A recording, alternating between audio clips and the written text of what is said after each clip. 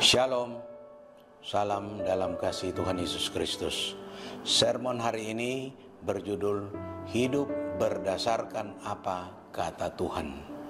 Hidup berdasarkan apa kata Tuhan. Saudara-saudara, dalam melakoni hidup ini sering kita berjalan, bersikap, berkata-kata itu berdasarkan apa kata orang. Tetapi firman Tuhan hari ini mengatakan hidup berdasarkan apa kata Tuhan. Dalam Amsal 15 ayat yang ke-29, Tuhan itu jauh daripada orang fasik, tetapi doa orang benar didengarnya. Jadi saudara-saudara, kata kuncinya di sini orang benar. Dalam Yakobus 5 ayat 16b, itu juga ada satu ungkapan atau perkataan atau firman Tuhan yang mengatakan doa orang benar bila dengan yakin didoakan sangat besar kuasanya kembali orang benar. Jadi saudara-saudara, orang benar ini menurut kata Tuhan, bukan menurut kata orang. Sebab ada banyak orang dalam pergaulan sehari-hari, di dalam dunia politik, dunia ekonomi dan lain sebagainya, ada orang mengatakan dia orang baik, dia orang benar, dia sangat baik, dia sangat sopan dan lain sebagainya. Dia orang baik, dia orang benar. Tetapi itu kata manusia. Tapi kata Tuhan belum tentu. Jadi apa kata Tuhan itu yang menjadi patokan. Kita hidup menurut apa yang Tuhan katakan. Dalam perjalanan hidup ini saudara-saudara, ada orang yang menganggap dirinya lebih suci, level rohaninya lebih tinggi dari orang lain. Ada juga orang yang kerjanya menilai keburukan orang dibanding dengan dirinya sendiri, atau menilai keburukan si A dibanding keburukan si B. Atau mungkin kita yang menjadi orang yang suka membanding-bandingkan itu. Kita yang suka membanding-bandingkan orang dengan diri kita. Jadi saudara-saudara, mungkin saja ada orang juga yang bisa dikatakan atau sering kita dengar, susah melihat orang senang dan senang melihat orang susah. Saya ulangi, susah melihat orang yang senang, tetapi senang melihat orang yang susah. Ini kan aneh saudara-saudara. Tetapi memang ada yang terjadi demikian.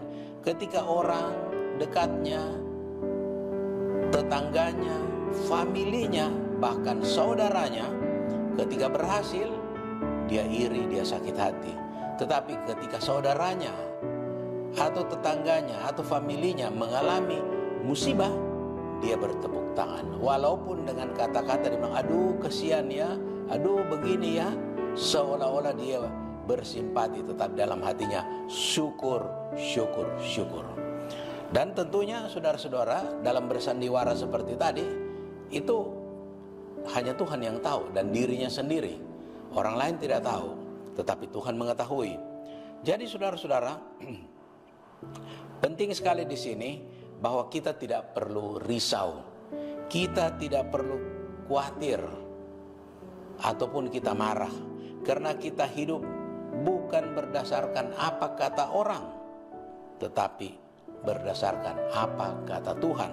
Itu saya tekankan lagi saudara-saudara, karena ada di dalam 1 Petrus 5 ayat yang ke-7, 1 Petrus 5 ayat yang ke-7 dikatakan, serahkanlah segala kekhawatiranmu kepadanya, sebab ia yang memelihara kamu. Saya ulangi, serahkanlah segala kekhawatiranmu kepadanya, sebab ia yang memelihara kamu.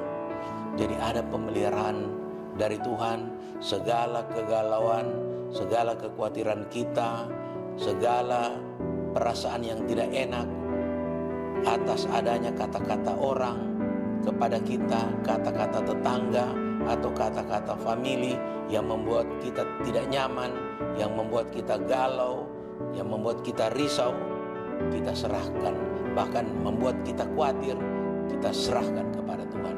Karena ada pemeliharaan Tuhan sepanjang kita hidup sebagai orang yang benar di pemandangan Tuhan, bukan di pemandangan manusia. Saudara-saudara, dalam Amsal 20 ayat yang ke-24, Amsal 20 ayat yang ke-24 dikatakan, langkah orang ditentukan oleh Tuhan, tetapi bagaimanakah manusia dapat mengerti jalan hidupnya? Saya ulangi, langkah orang ditentukan oleh Tuhan, tetapi bagaimanakah manusia dapat mengerti jalan hidupnya? Jadi saudara-saudara, dalam mengerti jalan hidup kita itu memang sulit. Jalan hidup seseorang berbeda-beda satu sama lain. Kita tidak tahu jalan hidup kita. Si A tidak tahu jalan hidup kita, si B tidak tahu jalan hidupnya. Masing-masing orang mempunyai jalan hidup. Yang pasti hanya Tuhan yang tahu. Oleh karena itu, kita harus bersandar pada Tuhan. Kita hidup berdasarkan apa kata firman Tuhan, berdasarkan apa kata Tuhan. Tidak usah risau, pusing ke sana kemari dengan adanya kata-kata yang menyakitkan. Malah saudara-saudara, ada juga catatan penting di sini. Malah orang yang suka sakit hati, suka iri, suka dendam, suka membenci kepada sesamanya, itu akan mengalami kepahitan bagi dirinya sendiri. Dia akan mengalami kepahitan yang berujung merugikan kesehatannya, bahkan bisa berdampak buruk dan fatal bagi kesehatannya. Jadi saudara-saudara mau pilih bagaimana? Kita mau iri kepada orang, memendam kebencian, memendam iri hati, membuat gosip-gosip ke sana kemari, tentunya gosip yang tidak benar, memfitnah orang ke sana kemari, menambah kepahitan. Itu sama dengan saudara menambah atau menimbun sampah di dalam hati saudara. Dan sampah itu kalau disimpan, tidak dibuang, akan menjadi busuk dan akan membusukkan saudara, membusukkan kesehatan saudara.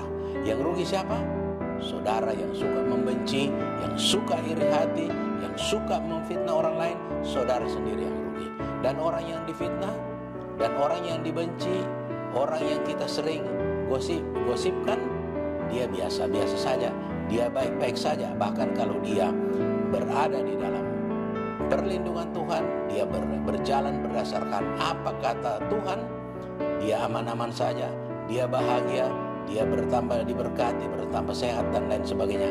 Dan dia tidak akan mengalami seperti yang dikatakan orang atau seperti yang difitnahkan kepadanya. Dia tetap sehat dan bahagia. Sekian renungan firman Tuhan pada hari ini. Tuhan Yesus memberkati kita semua. Mari kita berdoa. Bapa di surga, Bapa yang kami sembah dalam nama Tuhan Yesus Kristus, kami bersyukur sudah mendengarkan firman-Mu. Kiranya firman-Mu ini dapat mengingatkan kami, firman-Mu dapat menuntun kami, bahkan membersihkan pikiran-pikiran kami yang tidak pantas. Dan itu semua tentunya akan menyenangkan hati Engkau. Engkau mau kami hidup bersih di hadapan-Mu, sehingga kami bisa menjadi orang-orang yang tergolong sebagai orang yang benar. Terima kasih banyak Tuhan. Dalam nama Tuhan Yesus Kristus kami berdoa. Haleluya. Amin.